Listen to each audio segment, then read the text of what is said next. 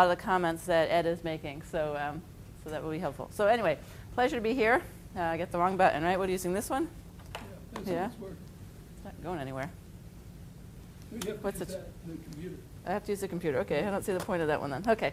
All right, so so let me summarize this paper a little bit because I think it's a terrific message. I really like the first part of this paper, which describes the nature of the problem. I'm not so keen on the second part of the paper, which is how to fix it, but I think at least getting people to analyze the problem and to focus our attention on this, I think is extremely important. So I think a really important point is that regulators say that they are controlling systemic risk, and they don't know what it is. There are times when we heard that it's counterparty risk, and then we heard that it was something else that they couldn't tell us, but when they bailed out AIG, the reasons for doing so were just not very clear. So they don't really know what systemic risk is, so it's very hard to control it. And they don't know whether they have controlled it until obviously they haven't, because the system falls apart. So that's a huge, huge problem. I think if you're going to measure or control systemic risk, it would help to know what the system is. I don't think we know what the mechanism is. I think macroeconomists have not figured out how it is you go from a financial crisis to lower GDP. And it doesn't help that we don't know what the system is, and we've said, hey, the hedge funds who might be important in the system, you don't have to report anything because that would be a burden for you. Well, okay, you know, you got some sort of plumbing system and you take out your view of a couple of pipes. How are you supposed to solve this stuff? To a lesser extent, Ed was focusing on, is it liquidity or is it insolvency? In the beginning, they say, oh, they're just illiquid, so we'll help them out. And then as they become insolvent, they don't do anything different. I like that topic a lot. I would go even further. They never know whether it is liquidity or insolvency, but they always are claiming it's liquidity. So, you know, it's amazing that they didn't help out Lehman because AIG was probably insolvent, but they claim it's just illiquid. So basically what they're saying is, well, Bear we could help out because they just have a liquidity problem.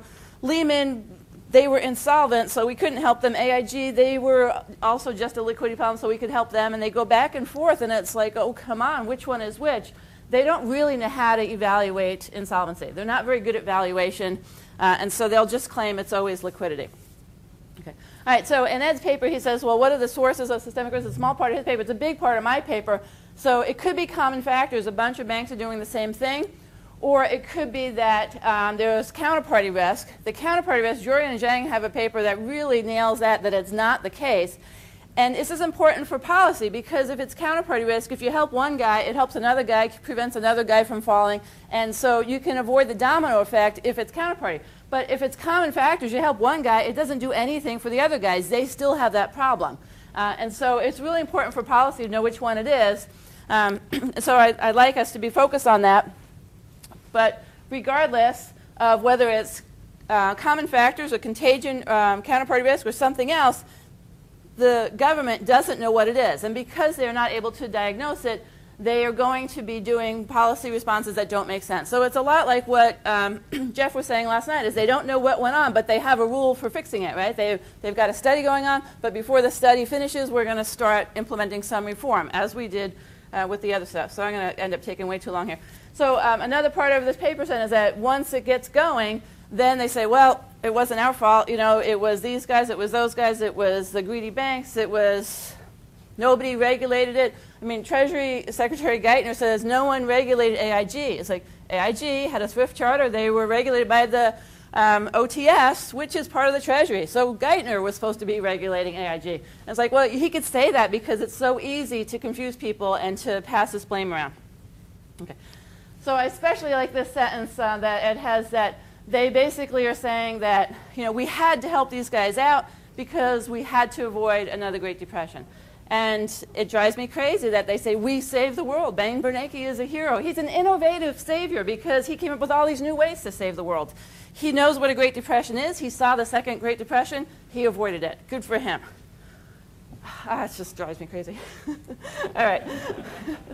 All right, so the other part of the paper that I don't like as much was how do we fix this? So one idea is a new agency to check up on systemic risk, separate diagnosis from treatment. Another is to measure the systemic risk by the degree of the taxpayer put. He didn't get to it, but he was saying we should do living wills, or we should have pre-packs so that you measure how bad you are, and then you're ready to go into something like Chapter 11, a pre-pack, as soon as things get bad. And obviously to improve the quality of the regulators, and then extend the liability. So I don't have time to go through all these things, but I agree so much with how he's describing the problem, that we had a crisis. I think it got way worse by the way the feds responded to it. So when I say the feds, I mainly mean the Fed, but obviously Treasury and the other guys. So I don't think they responded to it very well. They don't really know whether it's illiquid or insolvent. And so I think that exacerbated the crisis. But mostly it takes us far away from capitalism. So even if that was something sort of helpful, we sent all sorts of signals to say, keep doing this again. So as Ed was saying, we built in these incentives. We started in a big way with LTCM when we said we'll bail out a hedge fund. And then when we got to this last crisis, we said we'll bail out almost anybody. It's really a question of why didn't they bail out Lehman, not are they going to bail out AIG, So I think that we need to put more emphasis on insolvency and saying we can't tell if it's insolvent or not. We'll assume that if nobody wants to step up, if Warren Buffett isn't handing over money, if nobody wants to bring in money to this bank or financial institution, then it should be shut down, and we should do it through bankruptcy. Okay. All right, so I like his ideas for improving the world. So, the ideas to avoid zombie banks, to avoid excessive risk taking, to reduce the cost of taxpayer. I love all of that. Is how do we make that happen? And it's not very easy to do that. I do want to say that it's great that he's thinking about this. We need to do something. The world is going by reforming things. We just saw a passage of a bill. So things are happening out there. As a profession, we should say something that this is a good idea, that's a bad idea, and it would be nice if we could say it as a consensus. I don't think it's going to happen, but let me try to move you in my direction. So I think some of his ideas have the problem that they will never be adopted. Most of them would be adopted. But if they were adopted, it would never actually get implemented. And so I point to PCA, prompt corrective action, that occurred in the 1980s when I was working on the savings and loan crisis and Ed was writing books about the savings and loan crisis. They finally came up with prompt corrective action to shut down a bank as it got to low capital but not insolvent. It's on the books. We've got that. Did anybody use PCA? Did Citibank get shut down as they got to 2% capital? Not a chance, okay? So the problem is you can put the stuff on the books, but if you can't get the regulators to actually enforce the books, then it's not going to happen, okay? So the thing is that the banks always want to stay alive. They always want to continue in business. They want to take advantage of this put. They will use too big to fail to do so. They will lie about their level of solvency. They will lie about their level of risk. And because there's this game going on with them lying, trying to get stuff out of the taxpayer, this regulatory arbitrage, you will never get cooperation from the banks. And so you can't really ask them to provide useful information. Okay. And that problem with information means that a living will is not going to be particularly helpful because a living will says, here's the situation, we're going to do this when we get into trouble. They won't admit that they're in trouble, and they will not give you the information that will help you do the best wind down. Probably the most important thing is that whatever suggestions you have to say, let's make the regulatory framework better, and Ed had a lot of them in his paper that he didn't get to, the biggest problem, in my view, is that the top regulators, Bernanke, Geithner, all of these guys, they believe they're doing the right thing. Bernanke thinks he's saved the world. Right? So if he already thinks he's doing the right thing, there's no point in saying, well, reform should be that you do this other stuff, that you get better people, that you run yourself better. It's like, I saved the world. There was another Great Depression coming, and I avoided it for us. Thank you very much. I'm patting myself on the back. So you can't get him to do that differently. And so I don't see how we can reform that way. So I'm going to skip this one because I know I'm running out of time here. Okay. So let me say that what would I suggest that we do, that we try to reform something in some way, I would say the best thing is take away the power of the Fed, take away the power of the Treasury to do a bailout, and basically just say prompt corrective action and wind downs are already on the book. There is Chapter 11. Let's just use it, okay? So don't give them more power, give them less power. Let them go bankrupt. Let AIG go bankrupt. When Lehman went bankrupt, it didn't necessarily hurt any other company. There's no counterparty risk in there. No one went bankrupt because Lehman went bankrupt. right? What we had was a panic, and I would say that Bernanke did an awful lot of that. So stop bad-mouthing Chapter 11, stop scaring people. When a company goes bankrupt, you say, hey, they had months to go get capital, they didn't. They were taking advantage of us, it's a lousy company. Let them go bankrupt, let the creditors figure it out, okay? So I would say let's use the bankruptcy rules, let's actually enforce prompt corrective action that we got in the late 80s, and also let's take our attention off of the banking system and put it onto the source of the crisis, housing. Okay. So how do you fix something that's so broad-based as housing? How do you counteract this huge drop in GDP because lots and lots of people lost money? I think you do broad-based measures. You give lots of money to lots of people. So you don't give it to a big institution that might make some loans that would help some little guy. You give it to the world in general. So that's my suggestion. But I want to get back to Ed's stuff, is that I think his analysis of the situation is almost exactly right. There's so much politics in here. There's so much blame gaming. And we have to take that into mind when we say, how do we fix things? And putting CDS on exchange is not going to do anything for this. So let's keep in mind that these guys have a lot of discretion. Their interpretation of the world is not necessarily the right way. And so let's just take the discretion away. But I love so much of your paper, Ed, so keep doing that. Thank you.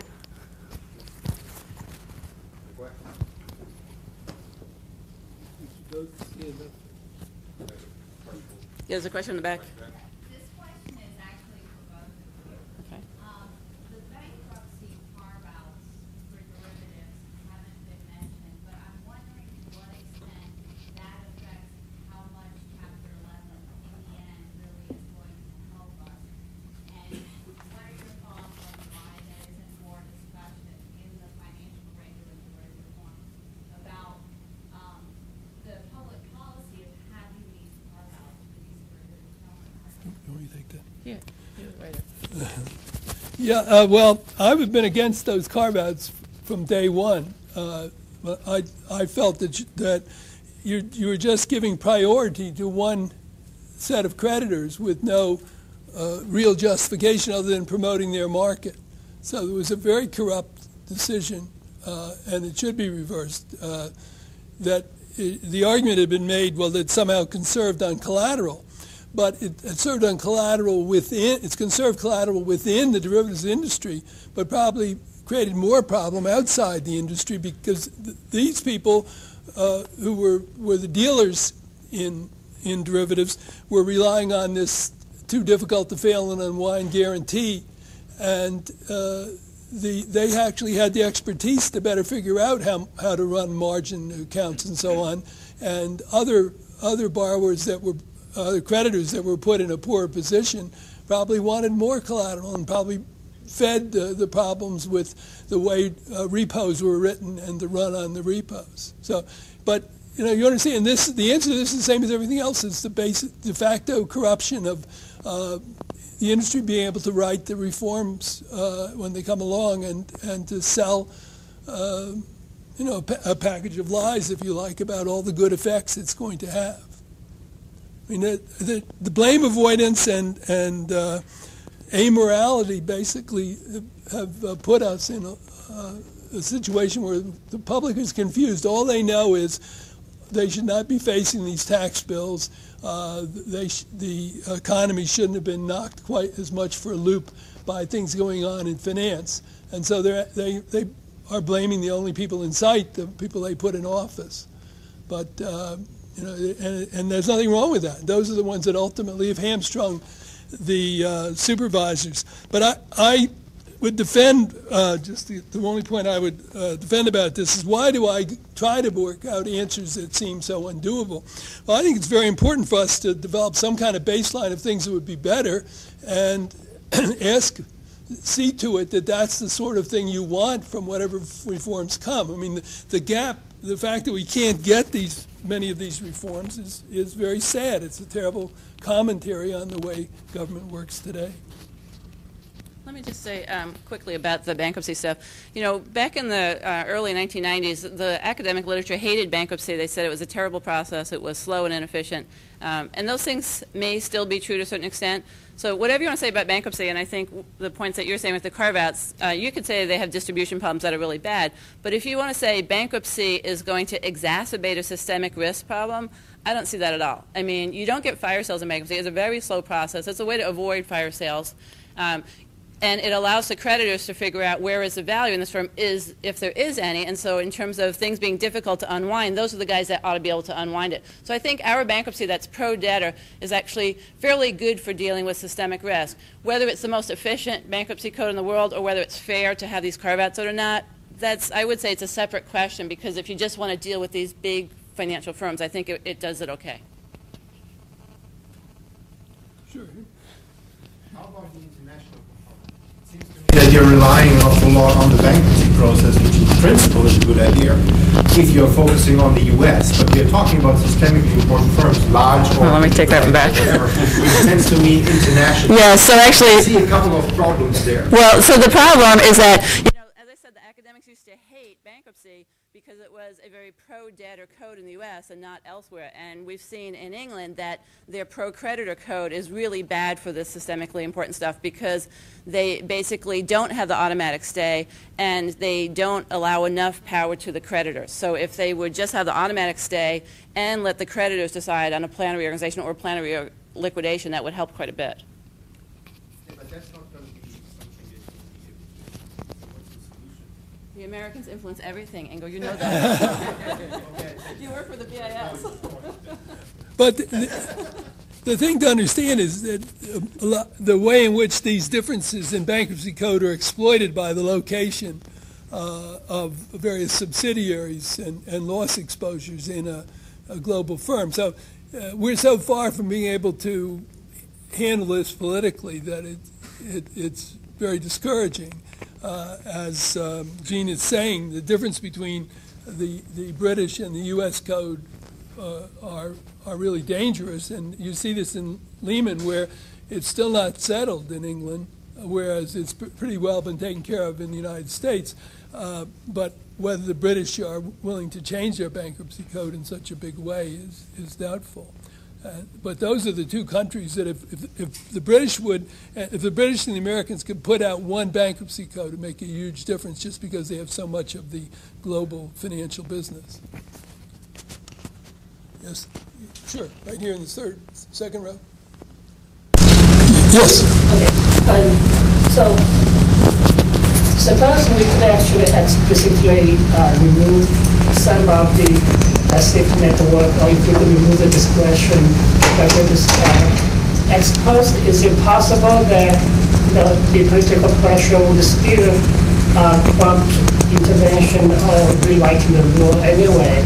So isn't it kind of, I think, should we maybe be better off just acknowledge the reality that the political pressure would always be there, and the financial or the economic side have to deal with that? Well, let me answer that, because I think that you look back at the S&L mess, which was suggested, there were lessons to be learned by three parties: financial institutions, regulators and supervisors, and taxpayers.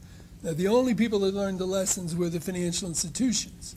And we went, and so we went from a small mess to a real crisis. Now, I will tell you that if we go forward without doing something to bring the safety net growth under control, the next crisis will be a Great Depression. So you just can't go along in a situation where there's such asymmetries and the lack of checks and balances. I mean, the United States Constitution is based on the idea that anybody with power, the power has to be checked. Well, who's checking the power of these big financial institutions today? And the regulations that are being talked about just don't bring the safety net subsidies under contain, never mind control. So it's very dangerous to say, well, we'll just go one more time before we address these issues. Hey, Larry. One, Yeah, just well, this paper that I wrote some time ago that you're aware of, having the FDIC issue what amounts to contingent capital could be used as a way more broadly of getting you throw in anything Treasury does to support, or the FDIC as a way of measuring what the market's currently thinking.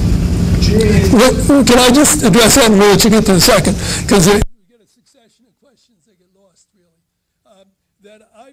I've been in favor of having the various national institutions sell credit default swaps. That this would have the same effect, and again, issuing debt. There's no question. The institutions and the agencies could make the measurement problems easier if they would issue securities designed to surface information. And so I completely support the idea. I'm against contingent capital. I think bankruptcy works a whole lot better. I mean, that is what bankruptcy is you owe a bunch of money, you go into bankruptcy, the creditors become the equity holders if there's any equity to have, if it makes sense to reorganize. If it doesn't make sense to reorganize, then the creditors get the cash. And that is a process that makes sense, and I think it's much more efficient. Whenever you have government decide, is this a bad time and we need to convert to equity, that's not good. I mean, it just doesn't make sense to have the government involved in the valuation in any form. Okay, so you get your second question. Contingent capital we're talking about is government payments. We're not talking about. Well, that's even worse. There's a distrust, and I don't think Lehman furthered any support for the use of Chapter 11. We say there's no such thing as a fire sale. Lehman was sold overnight, basically, to Barclays. And actually, see, the bankruptcy code. Only because they'd already evaluated them. There might not have been any sale in the U.S. So, I mean, that was the way for creditors to get the most possible money, and then, and it seemed at the time like that was a good way to go because you preserve some human capital. And then actually that sale is being debated, so it can be undone. And so that's the nice thing about Chapter 11 is if something does get sold quickly and hardly anything does, you can undo it if it turns out that was a bad deal because that's part of the reorganization process. So it's not a fire sale. The problem with that is if I'm a firm now looking, it's kind of a heads I don't win very much. I can't win, tails I lose sort of thing, and you can sue after the fact to challenge valuations. If I'm future Barclays, I think very hard about whether I buy Lehman. It's a cost, but it's a way smaller cost than the bailouts. There was fallout from Lehman. The reserve fund had 1.5%. Yeah, okay, I'm going to blame that one on the SEC, okay, that if they're not going to be posting their NAVs and the SEC is going to allow them to have an incorrect NAV and then allow them to hang out for a couple of days without giving people their money back, you're going to have a panic in a money market mutual fund, right? So, and on top of that, they probably shouldn't have been buying risky stuff like that on top of it. But there's one company out of all these companies that you could say went bankrupt as a result of Lehman. And that, people say, oh, Lehman caused this problem. It's like saying the stock market crash of '29 caused the Great Depression. One thing followed the other, but there's no logic to it. Lehman didn't do anything to these other things, except to get Ben Bernanke and Hank Paulson to panic and say, oh my God, the world's coming to an end. We've got to save it. So if they would just shut up and not say anything, we might have gotten past the Lehman thing. Well, I think.